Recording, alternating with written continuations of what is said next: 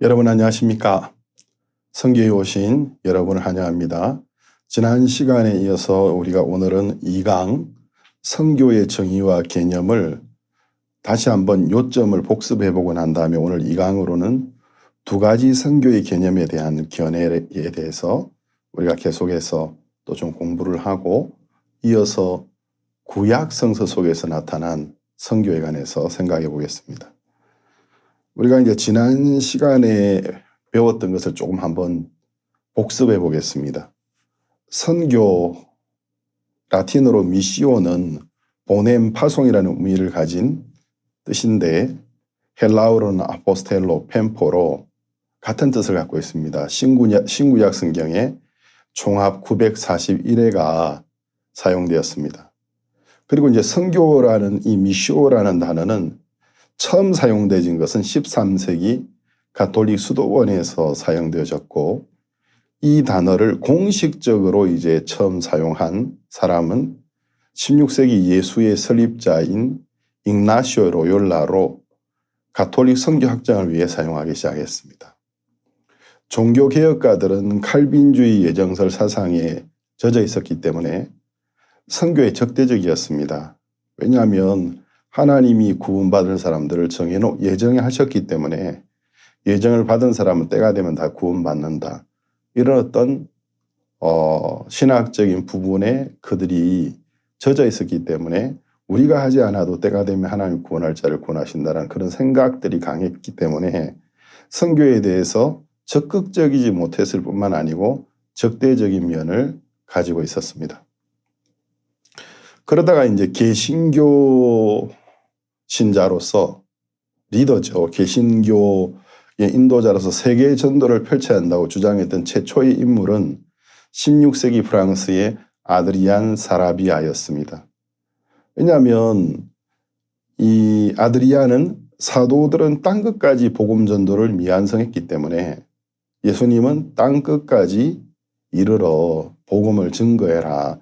모든 족속을 제자로 삼으라고 말씀하셨고 내가 세상 끝날까지 너희와 항상 함께 있겠다고 말씀하셨습니다. 그러나 이 명령을 들은 예수님의 사도들은 땅끝까지 이르러서 모든 사람에게 복음 전하는 일을 이루지 못했습니다. 그 전에 그들은 대부분 순교를 했고 하나님의 부르심을 입고 하늘로 갔습니다. 그런데 예수님은 땅끝까지 이르러서 복음을 전하고 천하의 모든 족속으로 제자를 삼으라. 그리고 세상 끝날까지 너희와 항상 함께 있으라고 말씀하셨기 때문에 이 아드리아는 그러면 이 명령은 예수님이 그 친히 불렀던 사도들에게만 한정된 것이 아니다. 교회에게 주어진 명령이다. 그래서 교회는 그 명령을 따라서 땅끝까지 가서 모든 족속에 복음을 전하는 일을 해야 하고 우리가 그 일을 하는 동안에 주님이 항상 우리와 함께 계신다라는 것이다. 라는 부분을 주장했습니다. 그리고 이제 18세기 말에 이르러서 개신교 선교의 아버지라 부리는 윌리엄 캐리가 등장을 했죠. 이 인도의 선교 세람포라는 지역으로 인도 선교를 가서 많은 고생도 했지만 큰 성공을 거두면서 비로소 이제 개신교 대형 측에서는 선교에 대하여 긍정적인 어떤 시각을 가지게 되고 적극적으로 이제 해외 선교를 하는 수많은 선교 단체들과 또 훌륭한 선교사들이 배출되기 시작했습니다. 그래서 윌리엄 캐리를 개신교 복음주의 대형의 개신교 선교의 아버지라고 부르게 되었습니다. 자, 그러면 이제 우리가 이런 부분을 지난 시간에 함께 나누었는데 오늘은 이제 두 가지 선교의 개념에 대해서 좀 이야기를 해야 될 것 같습니다. 이제 이렇게 개신교의 선교가 18세기 말부터 활발해지기 시작했습니다. 많은 선교회들이 일어났고 또 많은 유럽의 또 북미의 청년들이 일어나서 또 좋은 대학교를 졸업한 학생들이 선교사가 되어서 세계 곳곳에 가서 복음을 전하는 일이 일어났습니다. 그래서 이제 19세기, 20세기에 들어서는 개신교 선교 역사의 황금기를 맞이하게 됐는데 이제 어떤 일이 일어나느냐 하면 세계 제1차 대전이 발발을 합니다. 세계 대1차 대전으로 굉장히 많은 세계인들이 죽임을 당하게 됐죠.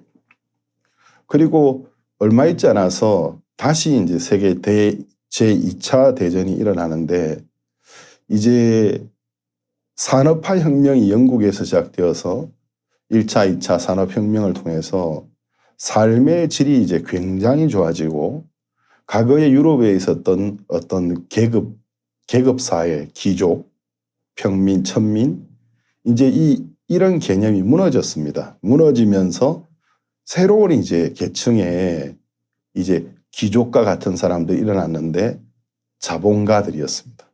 자본을 가진 산업혁명으로 인해서 산업이 발전하면서 자본을 가진 사람들은 이제 새로운 이제 지배계층으로 등장하게 되졌습니다. 그러면서 이제 유럽의 많은 나라들이 굉장히 빠른 속도로 경제가 좋아지고 그러면서 제국주의적인 경향 또 군대를 앞세워서 다른 나라를 지배하고 정복하려는 군국주의적인 경향이 드러나기 시작했습니다.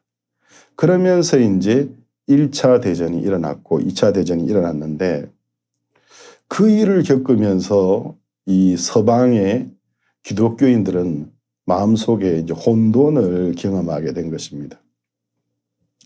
왜냐하면 1차 대전도 그랬고 세계대 2차 대전도 그렇고 이 전쟁을 일으켰던 주범인 나라들 그리고 이 전쟁에서 함께하면서 결론적으로 물론 그들이 원했던 것은 아니지만 수많은 사람의 생명을 앗아갔던 대부분의 나라들이 복음화가 되었다고 말하는 나라들이었습니다. 복음이 전파되어져서 이미 복음화되진 나라, 선교가 성공적으로 이루어진 나라, 그리고 이제 미접촉 종족들에게 복음을 접하지 못했던 종족이나 나라를 향하여 선교사들을 파송했던 나라들인데 어찌된 것이 이제 이런 나라들이 그들의 어떤 자유와 타의를 벗어나서 세계의 수많은 사람을 결국 죽게 하는 1, 2차 대전의 주범들이 되어진 것입니다. 이제 이런 것들을 이제 경험하면서 이제 세계 이 개신교 교단 쪽에서 혼돈이 온 것입니다. 어디에 문제가 있는 거지? 어디에 잘못이 있었던 거지? 왜 복음화되진 나라들이 하나님의 말씀을 받아들인 나라들이 그래서 아직까지 이 하나님 예수님에 관한 말씀을 듣지 못한 나라와 종족들을 향하여 굉장히 많은 선교사를 보내었던 나라들이 1차, 2차 대전에 전쟁을 일으킨 주범들이 되어졌고 결국 전 세계의 수많은 사람의 인명을 앗아가는 일을 저지르게 되었나? 우리의 문제는 어디에 있나? 그러면서 이제 18세기 말부터 활발하게 불붙었던 개신교 선교에 대해서 반성하고 이제 원인을 찾는 어떤 그런 분위기가 형성되어졌습니다. 그럼 이제 우리가 여기서 하나 분명하게 짚고 넘어가야 되는 부분이 있는데 원래 이제 종교 개혁으로 믿음으로 의로워지고 마음의 죄를 사함과 구원을 받는 이 복음의 정수가 힘있게 세워져서 하나님 축복을 해주셨는데 세월이 이제 흐르면서 교리주의자, 정통주의자 쪽으로 흐르면서 이제 개신교 쪽에서 마음으로 정말 하나님을 사랑하고 섬기고 하나님 뜻에 복종하는 이제 이런 부분들은 점점점 결핍되어지고 교리적인 것, 교리적으로 누가 맞냐 안 맞냐 그리고 누가 종교개혁 시대 때부터 더 정통이냐 교리주의, 정통주의로 치우치면서 영적인 타락이 있었습니다. 이제 유럽에 그런 일들이 일어나면서 거기에 식상한 유럽인들에게 이제 계몽주의가 시작되었죠. 계몽주의 또는 자연주의, 합리주의, 이성주의, 인간의 이성이 중요한 거다. 인간의 이성으로 모든 것을 생각해 봐야 된다. 이제 사람들이 교리에 질리고 정통을 따지는 정통주의에 질리고 영적인 타락에서 이제 인간의 이성을 하나님의 말씀보다 더 믿게 되는, 인간의 이성을 하나님의 말씀의 권위보다 더 높이 세우게 되는 그런 어떤 현상이 유럽 곳곳에서 일어났습니다. 그것을 이제 계몽주의 또는 자연주의, 합리주의, 이성주의라고 명명하게 되어진 것입니다. 그러면서 이제 그것이 금방 어떤 무신론으로 흘러갔던 것은 아니고 하나님이 천지를 창조한 사실을 인정하되 하나님은 천지를 창조하셨다. 그 다음 창조하시고 난 다음에 만물이 자연의 법칙을 따라서 이제 진화되어지도록 하나님 하신 것이다. 그래서 창조를 인정하면서 한편으로는 자연주의, 서서히 하나님을 믿는 믿음을 떠나가는 그런 어떤 자유주의 신학이 유럽에서 힘있게 일어났던 것입니다. 물론 그러한 시점에 또 하나님이 독일을 중심으로 해서 모라비안 교도의 영향을 받은 경건주의가 일어나서 그 경건주의의 영향으로 인해서 영국에는 대부흥이 일어나고 그 분위기가 미국과 북미로 넘어가서는 제1, 2, 3차 이제 이 대각성 운동이 일어나죠. 그래서 영국과 미국에서는 이런 어떤 영적인 분위기가 일어나면서 이제 이런 분위기를 좀 피했지만 그 외 유럽의 많은 나라에는 이제 이 계몽주의가 결국 교회를 약화시키고 교회가 선교를 하려는 의지를 약화시키고 한 사람의 영혼을 구원의 확신으로 이끄는 부분들을 경홀히 여기는 분위기가 만들어졌다는 것입니다. 그렇기 때문에 이제 우리가 이런 부분을 정확하게 짚어보면 정확한 문제의 원인은 왜 우리가 다른 사람들에게 복음을 전했는데 한 사람 한 사람을 구원의 길로 인도하는 일을 했는데 1, 2차 세계대전이 일어나고 수많은 사람이 죽게 되어졌지? 이제 여기에서 그들이 이제 영적으로 좀 깨어 있었더라면 우리가 영적으로 타락했구나. 우리가 하나님을 믿는 믿음의 삶을 살아가고 마음으로 하나님을 섬기는 삶을 버렸기 때문에 하나님을 향한 우리의 순수한 마음과 믿음을 버렸기 때문에 일어난 일이구나. 이렇게 정확한 원인을 분석해야 되는데 그런 것이 아니고 그들은 이제 다르게 생각했다라는 거죠. 그러면서 이제 지금까지 선교라는 개념은 타민족, 미접촉 종족에게 사람을 보내어서 교회를 형성하기 위해서 사람들을 구원으로 인도하는 것이 목적이었는데 그건 실패했다. 그렇게 2차 대전 이후에 이제 선교 신학의 변화가 일어나게 된 것입니다. 전도가 개인의 영혼의 구령, 복음화보다도 이제 인간화, 샬롬화로 대치되었습니다. 이런 급진적인 자유주의 선교 사상과는 반대로 복음주의 교회들은 여전히 선교에 대해서 그렇지만 복음을 듣지 못한 자들에게 전도하는 것을 강조했습니다. 그래서 오늘날 세계 선교를 수직주의와 수평주의로 양분되어 있다고 합니다. 그러면 수직주의라는 것은 말 그대로 수직이죠. 위아래죠. 그렇기 때문에 수직주의라는 것, 선교라는 것은 한 사람의 영혼을 그가 회심하고 구원의 확신을 가지고 하나님의 자녀가 될 수 있도록 인도하는 것이다. 거기에 중점을 두고 있는 복음주의 대형의 이제 선교 신학을 수직주의 선교라고 하는 겁니다. 근데 이제 에큐메니칼 운동이 일어나면서 교회 연합으로 이제 종교 단일화, 이제 그 에큐메니칼 운동이 일어나면서 그 대형에서는 이제 그게 아니다. 우리가 인간화, 이제 그들에게 말씀은 전했고 보다 나은 삶, 인간화, 샬롬화를 이루는 것이다. 이건 이제 위아래의 관계가 아니고 좌우 관계지 않습니까? 그래서 이것을 수평주의 선교라고 합니다. 이 수평주의 선교를 주장하는 것은 에큐메니칼 운동의 선교 개념입니다. WCC 세계교회 협의회에서는 전통적 선교 개념을 포기하고 이제 사회 구원의 선교 신학을 주장하기 시작했습니다. 우리가 여기에서 이제 좀 이해를 할 수가 있습니다. 언제부턴가 과거에 이제 우리가 복음적이었던 하나님의 종들의 간증이나 어떤 그들이 남긴 신앙 서적들을 읽어보면 한 사람이 자기 죄를 회개하고 예수 그리스도께 자기의 모든 죄를 사한 사실을 정확하게 알고 믿음으로 말미암아 죄를 사함받고 의롭다함을 얻고 하나님의 자녀가 되는 것이 복음의 정수였는데, 이제 이런 부분들을 소홀히 여기는 분위기가 형성되면서 이 인간화, 샬롬화, 그러니까 하나님이 구원할 자신을 구원하신다.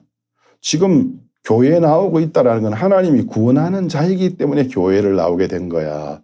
그래서 정확한 개인의 어떤 회심의 간증이나 구원의 간증이 없어도 이것을 선교의 어떤 중점으로 생각하는 것이 아니라 샬롬화, 인간화, 여기에 초점이 맞추어지면서 복음이 흐려지는 결과가 오게 됐다는 것입니다. 1952년 독일 빌링겐대에서 주재 강사였던 네덜란드의 선교학자 요한네스 호켄다이크는 처음으로 미쇼데이라는 말을 발표했습니다. 미쇼데이라는 것은 라틴어로 하나님의 선교라는 뜻이 되지는데, 얼핏 들으면 전혀 잘못된 것이 없는 걸로 들립니다. 하나님이 선교하시는 거 아니야? 그러면 미쇼데이라는 것은 성경을 읽어보면 하나님이 항상 선교를 이루셨지 인간의 애씀으로 되진 것이 아니다. 하나님이 예수님을 보내시고 하나님이 보내신 예수님이 세상을 죄에서 구원하시고 또 그 예수님이 승천하셔서 성령을 우리에게 보내었다. 이게 미쇼데이의 개념입니다. 결국 하나님이 선교를 하시는 거다. 그렇기 때문에 이것을 이제 광의적인 선교라고 부릅니다. 넓은 범위에. 그래서 이제 하나님이 구원하실 사람들을 구원하시니까 이제 우리가 한 사람을 구원으로 인도하려고 하는 게 아니다. 그래서 이 미쇼데이라는 개념을 1950년 독일 빌링겐대에서 발표하면서 이 이론이 대두되었습니다. 그때 이제 나온 슬로건이 선교의 시대는 가고 선교의 시대는 도래했다. 자, 제가 첫 시간에 제 1강에서 말씀드렸던 것처럼 영어로 선교는 미션이죠. 그렇지만 S를 붙여서 복수가 되면 미션스가 되지면 선교 활동이 되지는 겁니다. 교회가 선교를 하는 모든 활동을 말하는 것인데, 선교의 시대는 가고 선교의 시대는 도래했다. 이 미쇼데이라는 말은 무슨 말이냐면 결국 선교의 시대는 가고 미션스는 가고, 이제 교회가 미접촉 종족에게 복음을 모르는 타문학 가는 사람에게 교회가 그들을 복음으로 인도하려 하는 미션스, 이 선교의 시대는 가고 선교의 시대가 도래했다. 미션, 미쇼데이, 하나님이 하는 거야. 이제 이런 의미가 되어지는 것이, 이것이 이제 미쇼데이라는 말이 가지고 있는 참 의미입니다. 결국 서구 교회가 비서구 세계의 선교사를 파송하는 다문화 선교의 시대는 사라지고 새로운 선교, 즉 개인의 구원보다는 사회 구원의 선교를 해야 한다는 주장으로 샬롬화를 구원으로 간주하게 됐다는 겁니다. 그러니까 이제 교회가 구령, 한 사람의 영혼을 죄에서 건져서 그리스도에 인도하는 쪽에 포커스를 맞추고 있는 것이 아니고 사회활동, 사회봉사, 복지 쪽으로 관심을 돌리게 되었다는 것입니다. 그러면서 1960년대에 이제 사회 문제에 본격적인 관심을 가지고 인간화를 선교로 정의했습니다. 그래서 우리가 지금까지 이제 이렇게 선교를 돌아보면서 이제는 우리 시대에 와서 1960년대에 들어서면서 선교라는 것은 구령이 아니다. 복음을 모르는 타 문화권의 사람에게 선교사를 보내어서 한 사람의 영혼을 구원으로 인도하고 교회를 세우는 그게 아니다. 그것이 아니고 인간화, 샬롬화를 이루는 것을 선교의 정의로 정하게 됐다는 것이죠. 그럼 우리가 성경적인 입장에서 정하게 생각해 보면 이건 타락입니다. 그러면 서구 교회가 야, 우리가 한 사람 한 사람을 구원으로 인도하는 일을 해왔는데, 그리고 선교사들을 보냈는데 결국 돌아온 것은 그 선교지의 사람들이 그 선교사가 보냈던 나라들을 향하여 감사한 마음보다도, 선교사들에 대한 감사한 마음보다도 그들을 이제 원망하는 마음들이 많이 일어난 겁니다. 왜냐하면 이제 과거의 선교는 이 열강들의 어떤 힘, 뭐 예를 들어서 동인도 주식회사나 어떤 식민지 시대의 그 나라의 국력과 경제력과 군사력을 등에 업고 선교사들이 선교를 들어가게 됐습니다. 물론 그것이 선교지에 들어가기 가장 좋은 길이었습니다. 그래서 선교사들이 헌신적인 삶을 사신 분들이 굉장히 많았지만 피선교지에 있는 사람들의 어떤 관점에서는 선교사 하면 어떤 어떤 열강의 힘을 가진 나라들이 들어와서 자기들을 이용했다. 이런 어떤 생각들도 상당히 많았기 때문에 개신교 선교의 18세기 말 이후에 있던 선교의 어떤 부분에 대하여 비평을 하는 그런 목소리들도 많이 있습니다. 그렇지만 정말 훌륭한 선교사들이 많이 있었습니다. 목숨을 드리고 자기의 삶을 들여서. 그런데 이제 우리 시대에 와서 이제 이런 변화가 왔는데 이건 타락입니다.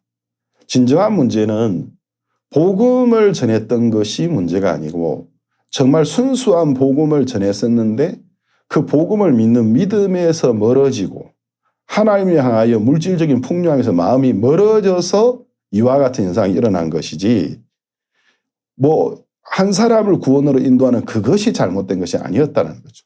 그렇지만 우리 시대로 와서는 이렇게 바뀌어버린 겁니다.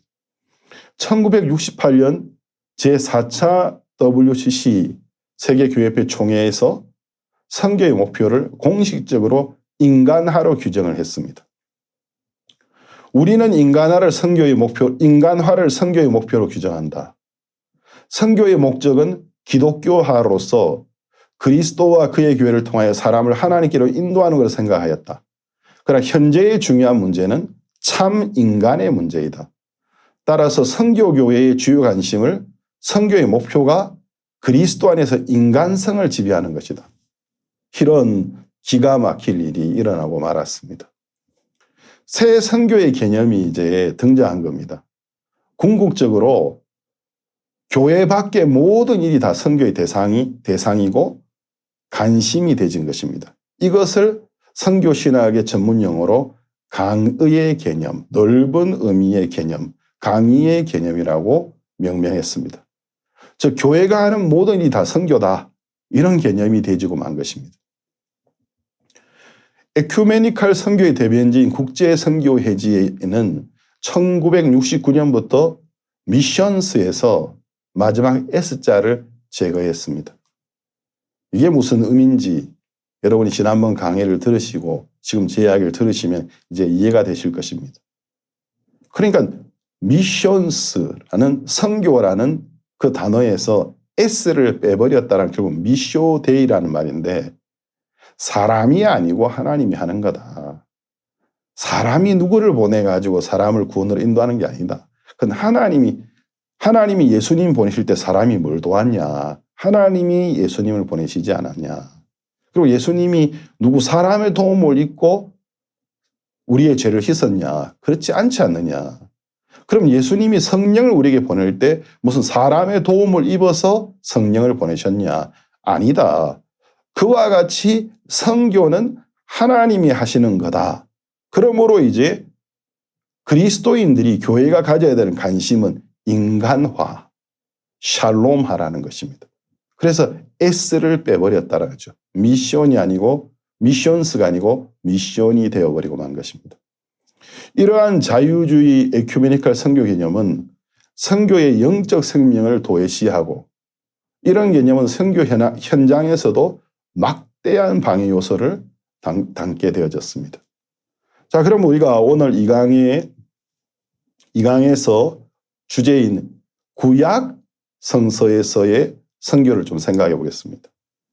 자, 우리가 이 선교에 대해 전반적인 어떤 부분들을 다루고 있는데 다음 시간에는 신약 성서에서의 선교라는 주제를 시작으로 해서 이제 초대교회부터 이제 초대교회에서부터 밀라노 칙령, 그리고 가톨릭의 등장, 그리고 중세, 또 근세, 근대로 우리가 하나하나 짚어나가면서 어떻게 선교가 발전해 왔는지를 같이 공부하게 될 것입니다. 근데 오늘은 우리가 이제 구약 성서에서의 선교를 좀 생각해 봐야 됩니다. 어떤 사람은 구약에는 선교가 없다, 이렇게 이야기하는 사람이 있습니다. 복음주의 선교 개념을 체계한 선교학의 아버지라 불리는 독일의 선교학자 구스타브 바르넥은 구약시대의 선교를 구심점적 선교로, 신약시대의 선교를 원심점적 선교로 구분했습니다. 좀 어려운 말처럼 들리는데요. 구심점적 선교라는 것은 원에 점이 있는데 그 구심점이 있는데 외부에서 그 구심점을 향하여 들어오게 되는 선교, 구심점적 선교. 신약시대의 선교를 원심점적인 선교, 원심점이 있어서 그 원심점을 중심으로 외부를 향하여 퍼져나가는 선교, 이렇게 구분을 했습니다. 자, 그러면 구약 성서에서의 선교는 금방 바르넥이 이야기했던 구심점적 선교인데, 자, 우리가 그러면 이런 부분들을 좀 살펴보도록 하겠습니다. 우리가 이제 이 선교 신학에 있어서 아담과 하와의 범죄가 선교 신학, 이 선교의 시작점이라고 보고 있습니다. 아담과 하와가 하나님을 버리고 죄에 빠졌기 때문에 이제 하나님이 죄에 빠진 그들을 구속하시기 위하여, 그들을 구원하시기 위하여 선교가 시작되어졌다는 거죠. 자, 그러면 우리가 성경에서 첫 번째로 아브라함이라는 인물을 좀 봐야 됩니다.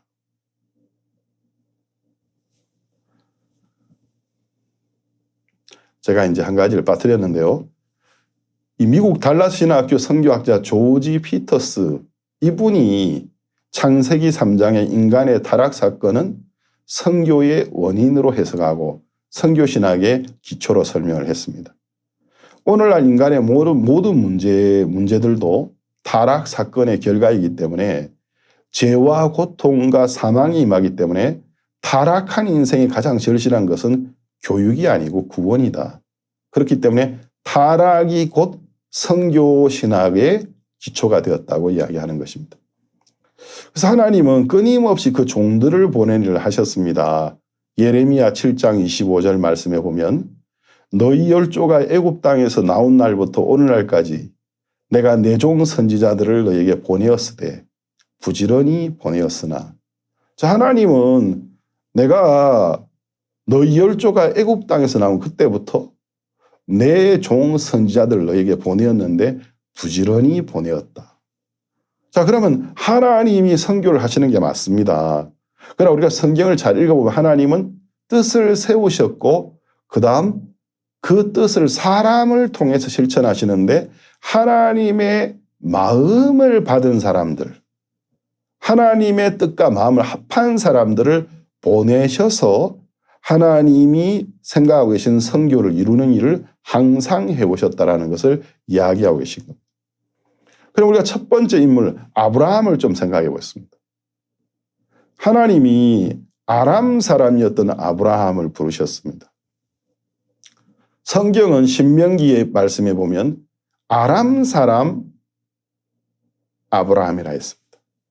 그때는 이스라엘 민족이 아직 탄생하지 않은 시대였기 때문에 선민사상이라든지 존재하지 않은 시대였죠. 그냥 잃어버려져 있는 상태였습니다. 근데 하나님이 아람 사람이었던 아브라함을 부르셔서 갈대아 우르라는 고향에서 가나안이라는 곳으로 보내시는 일을 하셨습니다. 그러면 이제 이 선교라는 말의 원래의 개념이 미쇼, 라틴어로 보냄, 파송, 헬라어는 아포스텔로 펜파라고 했죠. 펜포라고 했죠. 그 뜻은 보냄이라는 뜻입니다. 하나님이 갈대아 우르라는 땅에 살고 있던 아람 사람 아브라함을 이제 이스라엘이라는 장차 태어날 민족, 하나님의 백성을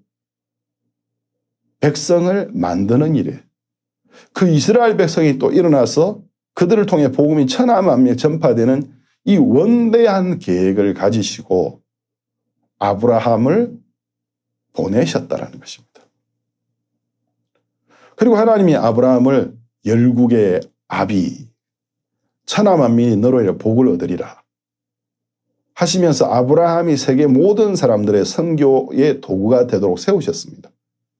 창세기 12장 3절에 보면은 너를 축복하는 자에게는 내가 복을 내리고 너를 저주하는 자에게는 내가 저주하리니. 그 다음 잘 보세요. 땅의 모든 족속이 너를 인하여 복을 얻을 것이니라 하시니라. 자, 하나님이 아브라함을 세우신 이유가 결국 너로 인해서 앞으로 태어날 이스라엘 민족뿐만 아니고 땅의 모든 족속이 복을 얻게 될 것이다. 처음부터 하나님이 가지고 계셨던 계획은 이스라엘 민족 한 민족이 구원에 이르는 것이 아니라 천하 모든 족속이, 땅의 모든 족속이 하나님이 계획하셨던 구원의 복음을 듣고 죄를 사함받고 하나님의 자녀로 거듭나서 하나님께 돌아오게 되는 것을 계획하셨다는 것이죠. 또 창세기 17장 4절과 5절 말씀을 보면 내가 너와 내 언약을 세우니 너는 열국의 아비가 될지라. 이제후로는 내 이름을 아브라함이라 하지 아니하고 아브라함이라 하리니 이는 내가 너로 열국의 아비가 되게 함이리라. 자, 하나님이 만약에 아브라함을 이스라엘이라는 한 나라의 아비로 세우려고 하셨다면 이렇게 부르실 필요가 없죠. 하나님은 아브라함에게 내가 너로 열국의 아비가 되게 하리라. 결국은 하나님은 아브라함을 세우셔서 이 세상의 모든 족속이 하나님께 돌아오는 것을 계획하고 계셨다라는 것입니다. 창세기 18장 18절 말씀을 보면 아브라함은 강대한 나라가 되고 천하 만민은 그를 인하여 복을 받게 될 것이 아니냐. 자, 아브라함을 통해서 그 핏줄을 통해서 장차 예수님이 오시죠. 메시아가 오셔서 우리를 죄에서 구원해 주시죠. 하나님은 이 아브라함을 인해서 천하 만민이 복을 받게 된다. 결국 하나님이 가지고 계셨던 구원의 계획은 천하 만민이었다는 것입니다. 두 번째 인물은 모세입니다. 영국의 구약 신학자 해롤드 로울리는 모세는 우리가 아는 최초의 선교사라고 소개했습니다. 출애굽기 3장 10절 말씀에 보면 이제 내가 너를 바로에게 보내어 너로 내 백성 이스라엘 자손을 애굽에서 인도하여 내게 하리라. 자, 그러면 하나님이 이집트에서 종노릇하고 있는 이스라엘 사람들을 출애굽을 하게 해서 미디안 강야를 지나서 아브라함에게 주셨던 약속의 땅인 가나안으로 가서 하나님을 섬기는 왕국을 만드는 것이 계획이었는데 하나님이 이 일을 이루시기 위해서 내가 너를 바로에게로 보내어 너로 내 백성 이스라엘 자손을 애굽에서 인도하여 내게 하리라. 이것은 바로 선교입니다. 그렇기 때문에 이 모세는 성경에서 나타난 최초의 선교사라고 생각하는 것입니다. 출애굽기 19장 5절에서 6절 말씀을 보면 이게 이제 하나님 모세와 세우신 계약의 핵심이고 아브라함의 후손으로 언약 백성인 이스라엘의 특권과 책임을 분명하게 보여주고 있습니다. 세계가 다 내게 속하였나니 너희가 내 말을 잘 듣고 내 언약을 지키면 너희는 열국 중에서 내 소유가 되겠고 너희가 내게 대하여 제사장 나라가 되며 거룩한 백성이 되리라. 너는 이 말을 이스라엘 자손에게 고할지니라. 자, 우리가 이 본문을 잘 읽어보면 하나님이 이스라엘 백성에게 세 가지 이름을 지어주셨습니다. 첫 번째, 열국 중에서 나의 소유가 되고, 두 번째, 제사장 나라가 되고, 세 번째, 거룩한 백성이 된다고 되어 있습니다. 우리가 이 세 가지의 이름을 자세히 살펴보면 이 하나님이 이스라엘을 부르신 열국 중에서 나의 소유. 왜 하나님이 많은 나라 중에 이스라엘을 택하셨죠? 두 번째, 제사장 나라가 됩니다. 결국 하나님은 이스라엘 한 민족이 하나님으로 말하여 구원받는 것에 그치는 것을 기대하셨던 것이 아니라 열국 중에서 이스라엘을 선택하셨던 것은 그들이 제사장 나라가 되어져서 열국에 나아가서 하나님을 전함으로 말미암아 거룩한 백성이 형성되는 것이 하나님의 뜻이었다는 거죠. 그럼 하나님이 이스라엘에게 불러주신 이 세 가지의 이름이 그들의 정체성을 잘 설명하고 있고 이스라엘 민족의 선교적인 책임을 부각시키고 있다고 할 수 있는 것입니다. 그 이후에는 우리가 이제 시편을 읽어보면 시편은 하나님을 찬양하는 어떤 시적인 부분이지만 성령의 계시를 받아서 시편 속에 선교적인 하나님의 뜻이 굉장히 많이 나타나고 있습니다. 예를 들어서 시편 2편 그리고 118편 21, 23절 등은 그 열국 백성들의 구원을 위한 예수 그리스도의 오심을 노래하는 내용들이 들어 있습니다. 시편 67편 2절에는 주의 도를 땅 위에 주의 구원을 만민 중에 알리소서라고 되어 있습니다.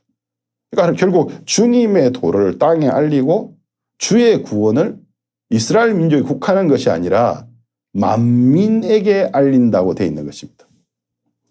또 시편 67편 3절에서 5절까지는 선교의 궁극적 목적이 하나님을 위한 것이고 사람을 위한 것이 아님을 노래했습니다. 시편에 나타난 광대하신 하나님과 온 땅을 다스리는 창조주의 왕권을 노래하는 시편들은 하나님께 대한 영광을 돌림과 동시에 이방 민족에 대한 하나님 심판을 또 이야기하고 있습니다. 시편 9편 19절에서 20절에는 열방으로 주의 목전에 심판을 받게 하소서 여호와여 저희로 두렵게 하시며 열방으로 자기는 인생뿐인 줄 알게 하옵소서라고 되어 있습니다. 결국 열방을 향한 하나님의 뜻이 나타나고 있다는 것입니다. 시편 96편 4절과 5절에서는 여호와는 강대하시니 극진히 찬양할 것이요 모든 신보다 경외할 것이며 라고 되어 있습니다.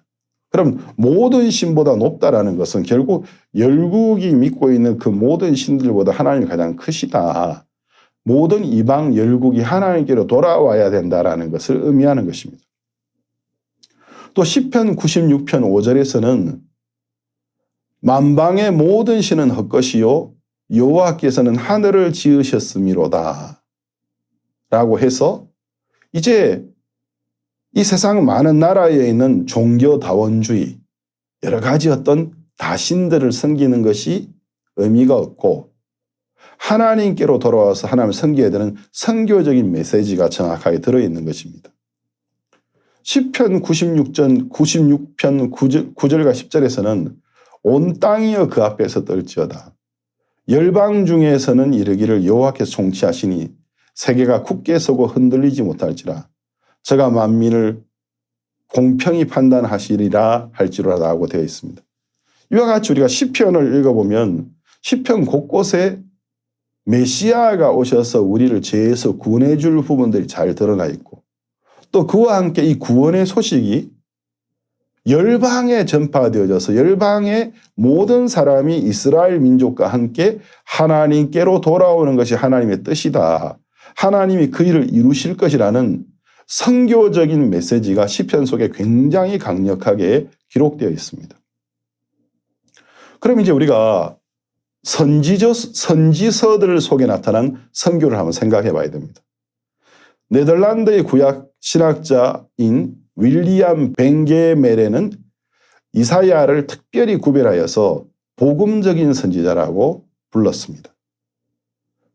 그러니까 이사야 6장 8절에 보면은 내가 또 주의 목소리를 들은즉 이르시되 내가 누구를 보내며 누가 우리를 위하여 갈고 그때에 내가 가로되 내가 여기 있나이다 나를 보내소서. 자 보면은 하나님이 야 내가 내 뜻을 이루기 위하여 저 사람들을 구원의 길로 인도하기 위하여 이 일을 하고 싶은데 누구를 보내야 될까? 하나님이 선교를 하시기 위하여 사람을 찾고 계신 이야기가 나와 있고 이사야 선지자는 그때 그 하나님의 그 부르심의 음성을 듣고 거기에 화답해서 그때에 내가 가로되 내가 여기 있나이다. 나를 보내소서. 그래서 이 이사야는 선교적인 선지자였습니다. 또 사람들에게 이 하나님의 말씀을 잘 전달하기 위하여 자신을 준비했던 사람인데 이사야 50장 4절에서 6절까지 보면 주 여호와께서 학자의 혀를 내게 주사 나로 곰핍한 자를 말로 어떻게 도와줄 줄을 알게 하시고 아침마다 깨우치시되 나의 길을 깨우치사 학자같이 알아듣게 하시도다.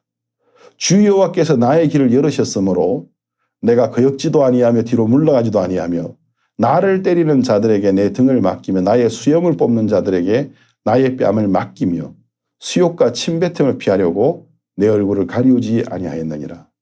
자, 우리가 이런 말씀들을 보면 이사야 선지자가 하나님의 정확한 뜻을 깨달아서 이 복음을 들고 이스라엘 백성에게 여러 사람들에게 나아가려는 선교사적인 마음을 가지고 있었고 또 나아가서 많은 사람들에게 하나님의 복음을 증거하는 일에 있어서 하나님이 자신을 도와주셔서 학자의 혀와 또 학자처럼 깨우칠 수 있게 해주셔서 사람들에게 이 말씀을 잘 전할 수 있도록 기도하고 준비했던 것을 볼 수가 있습니다. 우리가 특히 이사야서는 많은 선지자 중에서도 예수 그리스도의 구속을 굉장히 잘 표현했고 또 이방 민족이 결국 이 복음으로 돌아오게 할 부분에 대하여 굉장히 어떤 선지서보다도 많이 적혀 있습니다.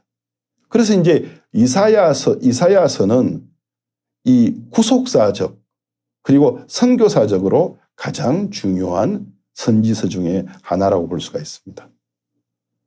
이사야 21장 1절에 4절을 보면 아모스의 아들 이사야가 받은 바 유다와 예루살렘에 관한 말씀이라. 말일에 여호와의 전의 산이 모든 산 꼭대기에 굳게 설 것이요 모든 작은 산 위에 뛰어나리니 만방이 그리로 모여들 것이라. 많은 백성이 가며 이르기를 오라 우리가 여호와의 산에 오르며 야곱의 하나님의 전에 이르자. 그가 그 도로 우리에게 가르치실 것이라. 우리가 그 길로 행하리라 하리니 이는 율법이 시온에서부터 나올 것이요 여호와의 말씀이 예루살렘에서 나올 것입니다. 그가 열방 사이에 판단하시며 많은 백성을 판결하시리니 무리가 그 칼을 쳐서 보습을 만들고 그 창을 쳐서 낫을 만들 것이며 이 나라와 저 나라가 다시는 칼을 들고 서로 치지 아니하며 다시는 전쟁을 연습지 아니하리라. 자, 여기 보면은 말일에 하나님의 산으로 만방이 나오게 될 것이다. 수많은 사람들이 이 산으로 하면서 야 우리가 여호와의 손으로 가자. 야곱의 하나님의 전으로 가자. 우리가 거기 가서 하나님의 음성을 듣자. 결국은 이방 모든 민족이 하나님께 돌아오게 될 것이라는 것을 예언했습니다. 이사야 19장 23절에서 25절 말씀을 보면은 그날에 애굽에서 아수르로 통하는 대로가 있어. 아수르 사람은 애굽으로 가겠고 애굽 사람은 아수르로 갈 것이며 애굽 사람이 아수르 사람과 함께 경배하리라. 그날에 이스라엘이 애굽과 아수르로 더불어 세치 세계 중에 복이 되리니 이는 만군의 여호와께서 복을 주어 가라사대 나의 백성 애굽이여 나의 손으로 진 아수르여 나의 산업 이스라엘이여 복이 있을지어다 하실 것입니다. 애굽과 아수르는 서로 경쟁 국가입니다. 고대의 중동 지역에서는 이집트, 애굽이 가장 강력한 왕국이었죠. 그러나 세월이 흐르면서 아수르가 강력한 제국으로 등장했습니다. 그래서 북이스라엘 왕국이 아수르에 의해서 패망을 당했지 않습니까?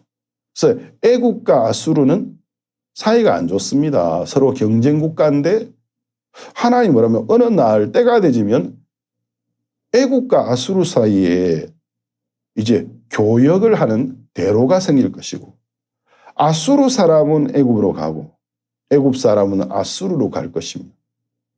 애굽 사람이 아수르 사람과 함께 하나님을 경배하고 또 이제 애굽과 아수르와 이스라엘이 함께 모여서 하나님을 찬양하게 될 거다. 이건 뭘 이야기하고 있는 것입니까?